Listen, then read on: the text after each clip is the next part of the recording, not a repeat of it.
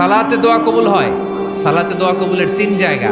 একটা হচ্ছে তাকবীরে তাহরিমার পরে আমরা সানা পড়ি না, আমরা তো একটা পড়ি। আল্লাহর হাবিব সুন্নাহ এবং নফল নামাজে আরো পড়তেন সানা, ওই দোয়া কবুল হয়। 2 নম্বর জায়গা সালাতে সেজদায় পড়ে দোয়া করলে কবুল হয়। আকরাবু মা ইয়াকুনুল আবদু মির রাব্বিহি ওয়া হুয়া সাজিদ ফাকসিরু ফিহি দুআ। বান্দা যখন সেজদায় লুটিয়ে পড়ে, বান্দা আল্লাহর সবচেয়ে কাছে চলে যায়।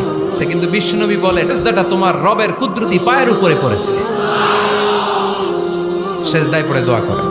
সালাম ফিরানোর আগে বিশ্বনবী দোয়া করতেন, লা ইউসাল্লিমান্না আহাদুকুম হাত্তা ইয়াতাআওয়াযা মিন আরবা'a।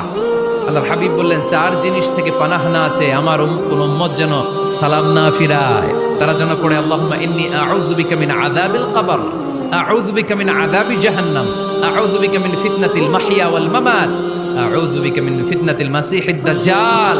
আল্লাহ কবরের আযাব থেকে বাঁচাও, আল্লাহ জাহান্নামের আগুন থেকে বাঁচাও, আল্লাহ জীবন